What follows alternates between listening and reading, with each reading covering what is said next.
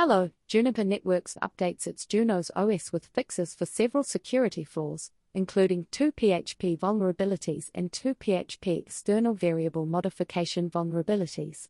The company warns that an attacker could use these vulnerabilities to gain remote code execution on compatible installations.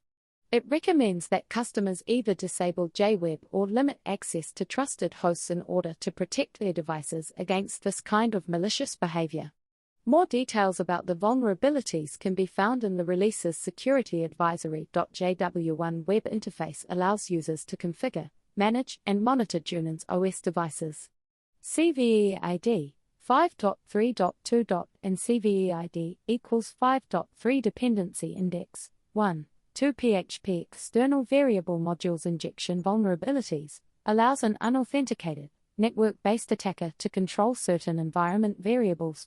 As a workaround, Juniper Networks is suggesting that users either disable JWeb or restrict access to only trusted hosts. Thanks for watching. If you enjoy short news like this, please consider subscribing to my channel. Until next time.